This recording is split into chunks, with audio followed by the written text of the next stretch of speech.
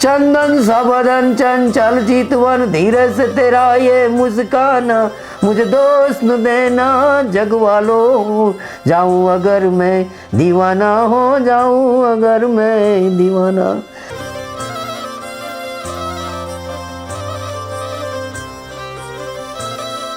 गुजरात ये ही नहीं है, ये गुजरात वो भी है जहाँ रविशंकर महाराज हुए, जहाँ सरदार पटेल हुए, जहाँ आप देख सकते हैं यहाँ सरदार सिंह राणा भी हुए, जो पूरे हिंदुस्तान से बाहर जो इंडियन हाउस जो बनाया था क्रांतिकारियों का विदेश में, वो सरदार सिंह राणा यहीं थे, ये हमारे गांव के लिंबड़ी के थे।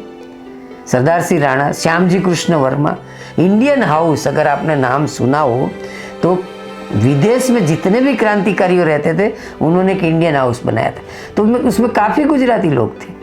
तो ये परंपरा रही है कि गांधी जी का गुजरात तो है ही, लेकिन ये सरदार सिंह राणा का भी गुजरात है। ये इस हर एक प्रकार की जो आइडियोलॉजी थी, मैं आपको बताऊं कि श्री अरविंद यहाँ आए बड़ौदा में हमारे, वो तो टीचर थे, सशस्त्र क्रांतिकारी यहीं से बने, बाद में वो तो स्पिरिचुअलिज्म की ओर गए।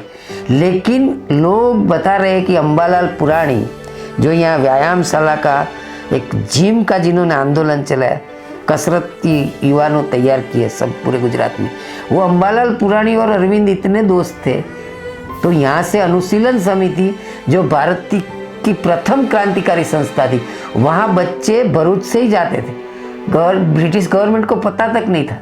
आणंद में एक आदमी था जिसका नाम था नरसिंह भाई पटेल, वो पाटीदार मैगजीन चलाते थे। मैगजीन ऐसे वो बाइबल मंगवाते थे विदेश से, बाइबल मंगवाते थे, अंग्रेज खुश हो रहते थे। लेकिन बाइबल के बीच एक जगह बना देगा, इसमें रिवॉल्वर होगी, लेकिन जब बाइबल देखते हैं तो अंग्रेज नहीं देखते थे, उनको रिवॉल्वर मंगवानी थी। लेकिन रिवॉल्वर कैसे मंगाए, तो वो बाइबल मंगवाते थे और ऐसा अच्छी तरह पैकिंग करते थे, बाइबल के बीच रिवॉल्वर आएगी आणंद तक लंदन से। फिर एक दिन पकड़े गए कि भाई ये बाइबल कितने बाइबल मंगवाते क्या है, फिर बाइबल में तो रिवॉल्वर थी। तो मेरे आइडियोलॉजी के मामले में मैं भगत सिंह को मानता हूँ। जितना भी मैंने पढ़ा, उनके 400 लेटर है, हम बाहरी तौर पे नहीं कि भाई भगत सिंह एक रोमांटिक आकर्षण नहीं है। इन्होंने कौन सी ऑटोबायोग्राफी का ट्रांसलेशन किया है, जो उनका डिटेल मेमोरीज सब कलेक्ट कर रहे हैं, वो जूत से मैं जुड़ा हूँ।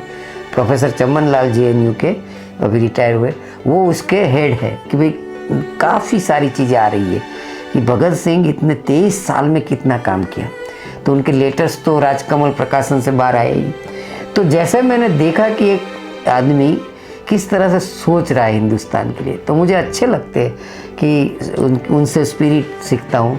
पॉलिटिकल आइडियोलॉजी कि जो ऐसा बोले, एक 17-18 साल का लड़का ऐसा बोले कि हिंदुस्तान में 10-12 साल में आज़ादी मिल जाएगी, लेकिन वो आज़ादी भारत के पूंजीपति वर्ग की आज़ादी होगी, भारत के किसान मजदूर की नहीं। तो मेरे रोए खड़े हो जाते थे कि नौजवान भारत सभा का जो आप मैनिफेस्टो पढ़ो, तो वो मैनिफेस्टो जब प्रिपेयर हो रहे थे तो वो 17 साल के थे। तो हिंदुस्तान में कौन सी परंपरा, इसीलिए तो रंग दे बसंती में दिखाया है, एक जो जक्स्टापोज किया है कि ये बच्चे वो बच्चे भी थे और ये बच्चे वो बच्चे हो सकते। जब माफ़ी मांगी भगत सिंह के पिताजी ने कि भाई मेरे बच्चे ने बॉम्ब फोड़ दिया, सॉन्डर्स की हत्या हुई है, दोनों काम, तो मैं माफ़ी मांगता हूँ। वो लेटर घूमते घूमते गया था भगत सिंह के पास कि आपके पिताजी ने माफ़ी मांगी, आप क्या सोच रहे। तो उन्होंने जवाब नहीं दिया वाइसरॉय को, उन्होंने पिताजी को जवाब लिखा कि आज आपका लेटर वाइसरॉय ने मुझे भेजा है, लेकिन पढ़ते पढ़ते पिताजी ये हुआ कि किसी ने मेरे पीठ में खंजर भोंका, ऐसा लग रहा है। आप भगत सिंह के पिताजी होके माफ़ी मांग रहे, मैं आपसे तो सीखा था पगड़ी संभाल जट्टा, और आपसे तो मैं सब कुछ सीखा हूँ, आप टूट गए। मुझे फांसी मिल रही तो आप टूट गए। मुझे ऐसा लग रहा है कि आपने मेरे पीठ में खंजर भोंका। ऐसा पिताजी के लिए बोलना, आप समझ सकते कितना पेन हो रहा होगा। क्योंकि जब भाई ने लेटर लिखा कि भगत तुमने सब कुछ किया, दाढ़ी क्यों कढ़ाई, पगड़ी नहीं पहनता है, वो छोपना है भाई, सब जगह रहना है।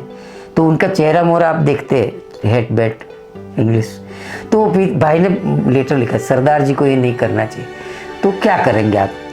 बहुत मोहब्बत से जवाब दे दिया। वो क्या है भाई साहब, सर कटवाना है ना तो दाढ़ी से शुरुआत की है। ये जो मृत्युंजयी लोग थे, ये ट्रेडिशन तो हमको कहीं दुनिया में जाने की जरूरत नहीं, हमारे गांव में ही थे। मतलब बात ये है कि वो सब यहाँ है, इसीलिए तारे जमीन का वो डिवाइस है कि हम अगर अपनी, आपका जो ध्येय है ना, ये कुल वृक्ष, ये कुल वृक्ष है हमारा, अगर जुड़ना है तो यहाँ है, सब कुछ है।